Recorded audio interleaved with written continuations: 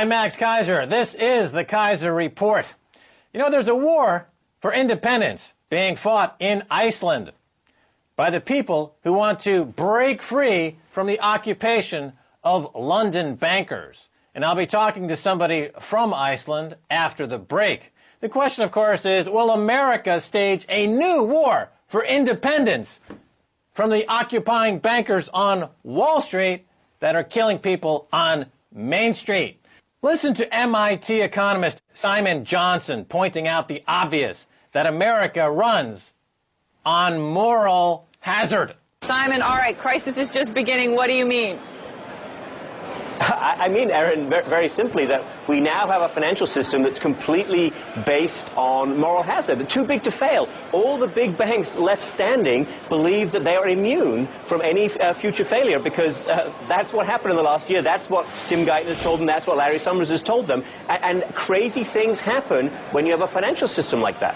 Moral hazard is banker speak for we're ripping people off blind and nobody's telling us not to do it anymore.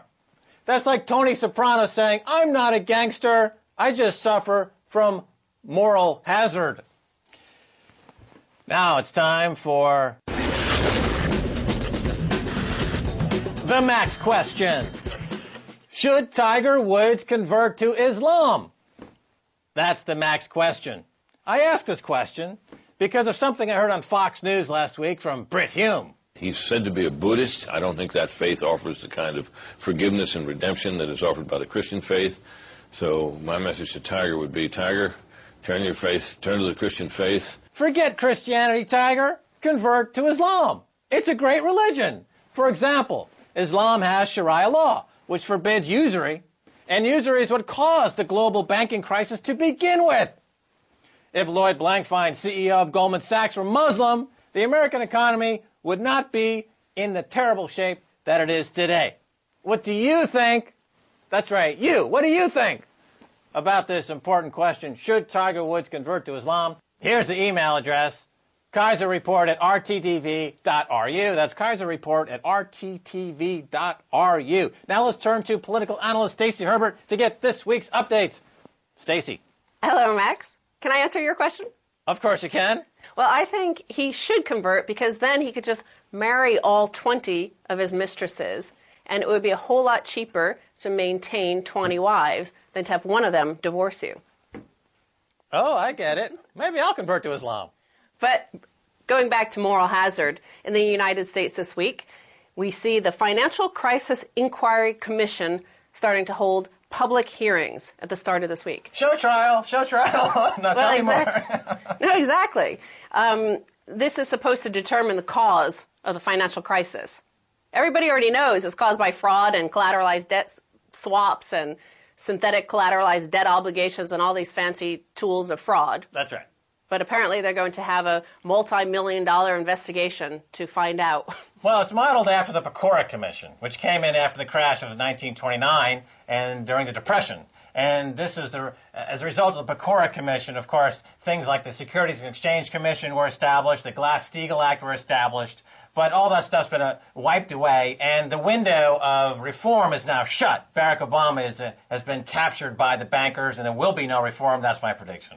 But also, the Pecora Commission, they hired an investigative journalist to find the evidence of wrongdoing. In this case, we're just seeing the same old hacks and lobbyists in charge of, interrogating the so-called bankers to see if they can, explain their crimes. No, here's the short solution is replace Tim Geithner with Peter Schiff, and America would be a lot better off. Go ahead, what else? Well, see, speaking of Timothy Geithner, we have a headline, Geithner's New York Fed pushed AIG to withhold information from the public.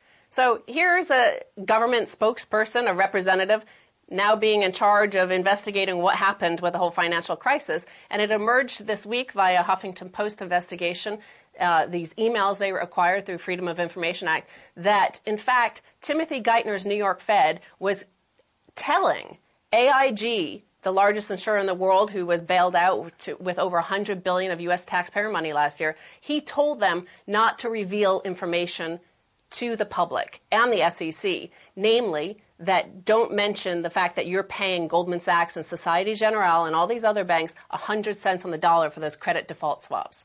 Well, that's why people in America should follow the people in Iceland and stage a revolt for independence from occupying forces of the bankers. And in the case of Geithner, it's clear that what you've got here is a case of a criminal syndicate. And the reason why they're having trouble prosecuting these criminals is because they refuse to treat them as a syndicate. So if they treat them one by one, individual fraud cases, they just shuffle all the liabilities and the bad debts to their buddies, whether it's in another bank or they place the blame in the rating agencies or some other politician. But they need to address the entire problem as racketeering as it is. Geithner is a racketeer. He is like, the gangsters of the 1930s, Al Capone, for example. Well, so because the government is filled with racketeers, you have to look for where else in the world are they trying to solve the problem of banking crimes. And here's a headline which shows shareholders strike back. Now, this is in the headline, you see a picture of Lloyd Blankfein, the chairman of Goldman Sachs. So apparently there's a lawsuit has been filed against Goldman Sachs where they're claiming that the bonuses paid last year are bigger than the earnings. Yeah. Well, I mean, the shareholders of Goldman Sachs aren't doing well. So in this so-called ownership society of America and capitalism, as they call it in America, the shareholders, which are supposed to reap the benefit of capitalism, are not getting as much as the insiders. That's not capitalism. As I said, Blankfein should convert to Islam along with Tiger Woods. The whole economy would be better off as a result. Well, Ken Brown is the shareholder who launched this lawsuit. And he's maintaining that last year in 2008, Goldman Sachs paid $4.82 billion in bonuses, but their earnings were only $2.32 billion. Thus, their bonuses were 259% more than their income. Right, and if they need extra money, they go to the government with either Geithner or Hank Paulson. They do an extortionary racket where they threaten to blow the place up. They're suicide bankers. Geithner, Blankfein, Jamie Dimon, Hank Paulson, they're suicide bankers. Just like the underwear bomber's a suicide guy who's trying to blow up people in Detroit. These guys are suicide bankers. Okay? And they threaten, either give us the money or we're going to blow everything up. Okay? That's why they're not only a criminal syndicate, but they're financial terrorists. Well, here's another campaign against Goldman Sachs. And this is another way of going around it. First, you have the shareholders suing him, Goldman Sachs. And now you have how the Teamsters beat Goldman Sachs. So these are the truck drivers across America, and this is their union, the Teamsters. 30,000 truck drivers worked for a firm called YRC Worldwide, and this is a big trucking company.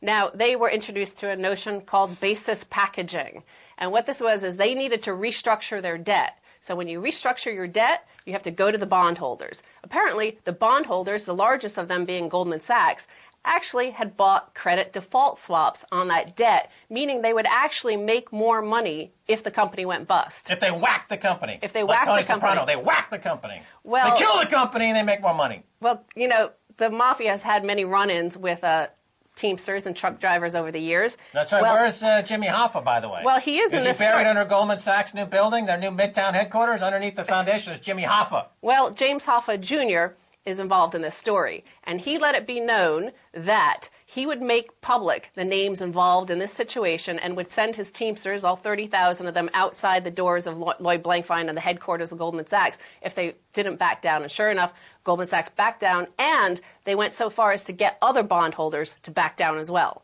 Well, the thing is that when Blankfein or Paulson threaten the American people, give us your money or we're going to blow up this economy. It doesn't work when you have a union like the Teamsters who have experience with the mafia and they say, look, you're going to try to steal our money, we come at you with a pipe and we're going to bash your brains in. And America should consider that as an alternative. If they don't give their money back, they should go down to Wall Street and bash people's brains in. But all of this is a problem of debts that cannot be repaid. So they will not be repaid. Right now, there are all sorts of rackets on trying to squeeze as many of the last pennies as possible out. But brings me to your story about Iceland. Yeah. The headline is, Iceland to hold referendum on IceSave bill after Grimson veto.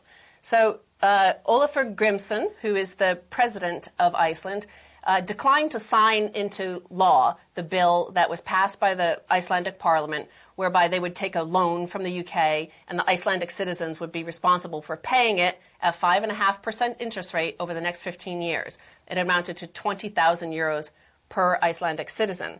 Now, Iceland's now putting it to referendum, and of course the population is likely that they'll vote no. But I want to show you some footage from some news reports from the UK and the US from Bloomberg News, where they are just attacking Iceland. Ólafur Ragnar Grimsson, that's the name of the man who might cost us all several £billion. He's the president of Iceland, not normally a very controversial job.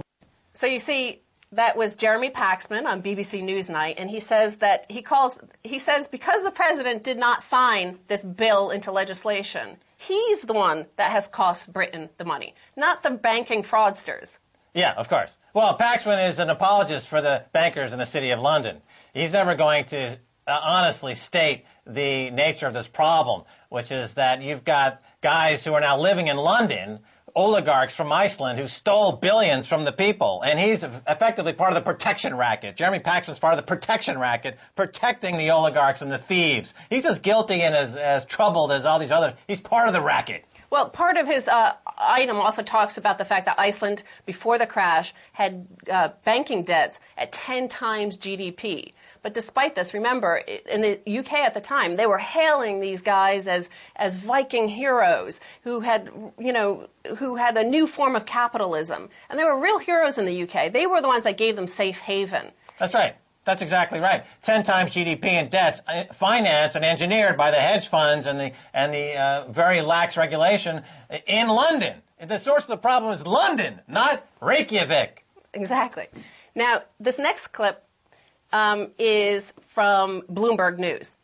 How can you say that Fitch's downgrade of Iceland's government bonds to junk has no significance? Well, first of all, this rating agency that did that, Fitch, has a lot to answer for because its rating in the last 2 or 3 years has turned out to be completely wrong.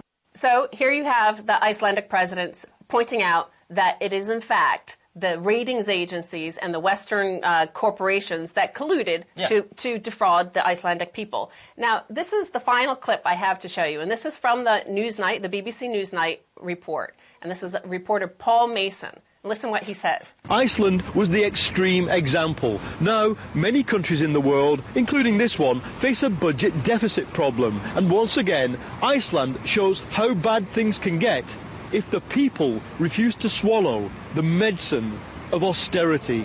There you have it, Max. The Icelandic people refuse to swallow. Yeah, they refuse to swallow. Yeah, well, thanks, Stacy Herbert, for your political analysis. And this is becoming a political party as the banking and economic fraud turns into revolution around the world. Thanks for being back on the Keiser Report. Thank you, Max. When we're back from the break, we go right to Iceland and speak with someone who's part of the revolution there. Stay tuned.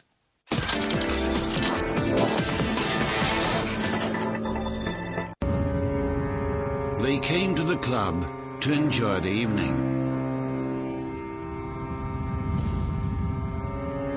For many of them, it was their last night. Is it possible to survive if you have only 3 minutes and 22 seconds?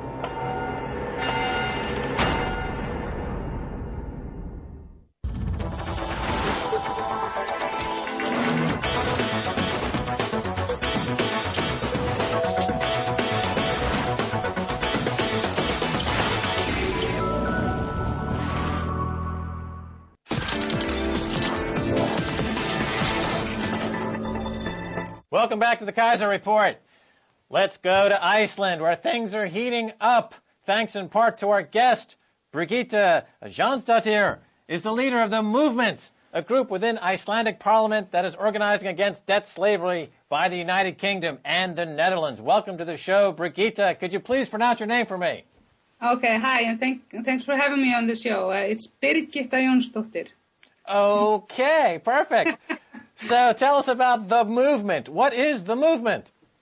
Well, it was like around the collapse in 2008. A lot of grassroots movements started to pop up everywhere where people wanted to find a sustainable solution in dealing with the crisis because we felt that the members of parliament were not capable and all the different institutes that were supposed to help us avoid this sort of crash. Okay, now, it's obvious that the bankers in London are trying to put you, and also in the Netherlands, are trying to put your population into debt slavery. A few days ago, you released, quote, a call to the people of the world to support Iceland against the financial blackmail of the British and the Dutch governments and the IMF. Tell us about this particular aspect of your campaign. Well, I think that this is not only an Icelandic problem, that the bankers are always favored when it comes to government decisions, and we feel that this is a bailout. And the people in the United States and the people in the UK, they have all had to fork out their tax money for the bankers, for private debt. So I just wanted to find the common ground with the peoples of the world, that it is really time that we stop having our money used to bail out bankers. Well, as an American, I must say thank you very much for showing some spine. I only wish my countrymen back in the United States would stage an insurrection against the bankers on Wall Street. I don't know what they're waiting for, but clearly everyone is interested in escaping the tyranny of the fraudsters and the banksters. Should take note of what's going on in Iceland and join the movement, as you call it. Now, the so-called international finance community are calling Iceland, quote, economic pariahs. Of course. What are your thoughts on this? Well, I think that they should just speak for themselves. And I think what we really don't think that it is fair that private debt is pushed on the nation. And also we feel that it is really strange, even though I am aware of the history of the IMF, how they've been used to blackmail nations, that the IMF is used as, a debt collector or a bully to get us to pay debt that we cannot possibly handle. That's right. And it's you. And actually, there was an email leaked to WikiLeaks that showed that how this is really operated, and it is basically operated through that the EU member states would block the IMF loan if we would not agree to the ISAFE bailout, and obviously, it was during the time when the British had actually passed a terrorist law or terrorist act on Iceland. And bear in mind, we're 317,000. We don't have a military or army, and we have never had an aggression on another nation. So they just basically used their leverage that they are so huge to treat us like, a colony nation or something like that. Well, yes, the anti-terror laws that were invoked by Gordon Brown, he did vast reputational damage to Iceland, and therefore Iceland, in my opinion, should be suing Gordon Brown for at least $5 or $6 billion in damages, if not double or triple those damages. I think Iceland could turn this around and actually make money on the mistakes that Gordon Brown clearly made. He jumped too soon with all of his policies demanding repatriation of money. This was clearly going outside of the scope of his purview as prime minister, and he's the crux of this problem, and he should be probably having the British people pay Icelanders at least double or triple the damage. Now let's talk about the population of Iceland itself, paying the debts of a handful of private bankers who were given free rein.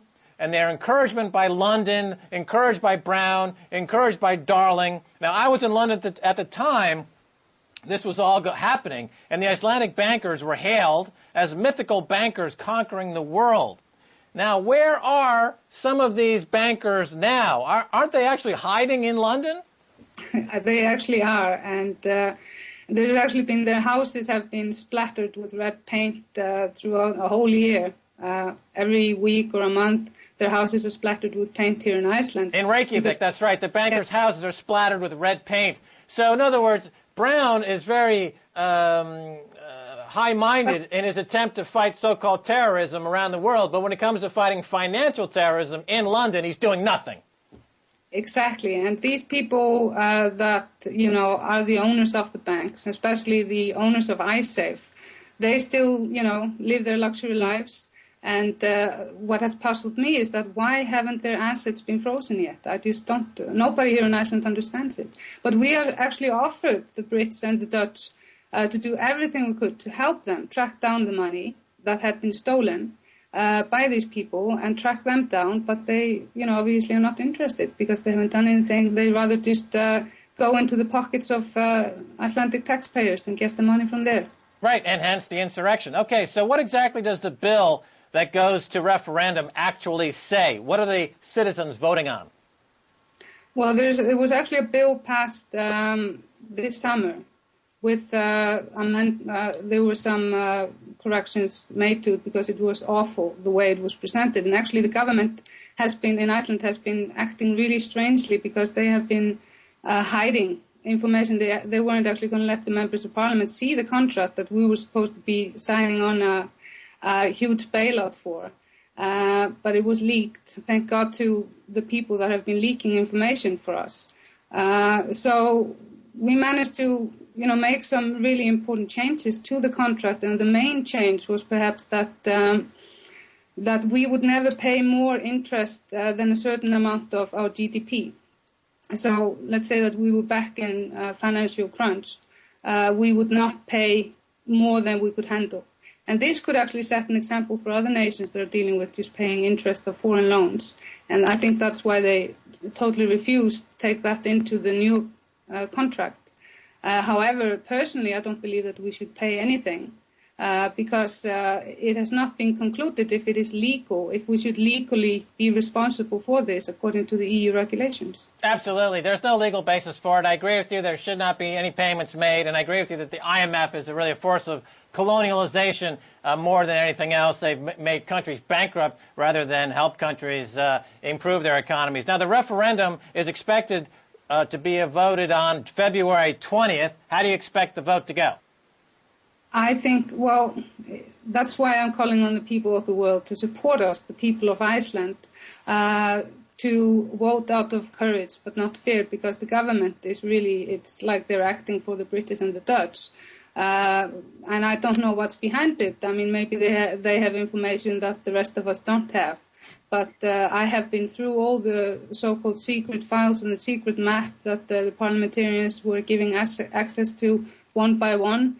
And there is nothing in it that could indicate a doomsday if we just stand on our feet and say no. So I think that maybe, I firmly believe that the nation will vote out of courage, especially like the way the things are going now. All these people are stepping forward, economists, politicians, ordinary people standing up for us, the nation. Okay, well, let me ask you this. The population, might they waver really under the verbal threats of London and Amsterdam? Plus, remember the media propaganda. We've heard guys, for example, Jeremy Paxman in London, really put out the corporate line, the banking line, an apologist for the bankers in the City of London. And he's got a huge soapbox over there at his newscast. And is this going to have any effect on the local population, or will they see through the propaganda of people like Jeremy Paxman and vote in their own interests? I don't think so, because there was a backlash. The government, the day the president decided to stand with his nation, not the bankers, it looked like they had won the propaganda war, the government, because immediately you got all the main media basically saying Icelanders are not going to pay, they're just like pirates in the North Atlantic and so forth. However, this is not entirely true, because if we refuse the new contract, the other contract is still standing. So this is a complete lies. What happened then, like maybe 2 days later, everything turned around, and now there is much more, like, in the British media, 90% of people voting, if Icelanders should pay, say no. All right, well, this is a real Tea Party moment, as it's known around the world. Now, when the government that presided over the financial bubble and collapse was swept from power, what did the new government, led by Joanna Sigurdarson, I believe I'm mispronouncing that, promise would be done? Was she expected to give away your economic sovereignty, as was done in this bill? No, and it's become like a huge shock to us that have been waiting for a left-wing government for a long time. However, you have to bear in mind, I think it is sort of left and right is completely redundant at times like this, and we should rather focus on the job ahead instead of focusing on left and right policies. You cannot run a left welfare system policy with the IMF ruling the country. It is just a fairy tale, and they can't do it no matter how much they want to. All right. Well, I support the effort in Iceland to insurrect against the occupying banking forces in that country. I only wish Americans had the same spine to do so in their own country, but maybe they'll be inspired by your country. You know, if we can do it, you surely can. And I hope that it will be an inspiration for other people to stand up against this. Well, certainly in the City of London and in Britain, you know, Britain is about to impose draconian spending cuts. So I think Britain, as The Economist magazine was trying to figure out what is the next country to revolt after Iceland, and Britain came up on very high up on that score. So I think Britain could be next to stage a revolt against the banking occupying forces, which we can only hope, if there's any hope of any of us surviving this onslaught of occupation. Any final thoughts, Brigitte? Final thoughts are just, you know, I think it is really time for us, the people of the world, to revolt in any which way we can against the bankers and the economical elite in our world. And we can only do that by informing ourselves and to not let the fear take control, because if there's enough people to do work together, we can do miracles. I mean, we had 8 weeks this moment before election, no money, and we got 7% of the vote. I mean, these are the times of change, and this can happen everywhere. All right, Brigitte, thanks so much for being on the Keiser Report.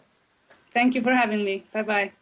All right, that's going to do it for this edition of the Keiser Report, and I want to thank my other guest, Stacy Herbert, political analyst. If you want to send me an email, please do so at keiserreport@rttv.ru. That's keiserreport@rttv.ru. Until next time, this is Max Keiser saying, bye, y'all!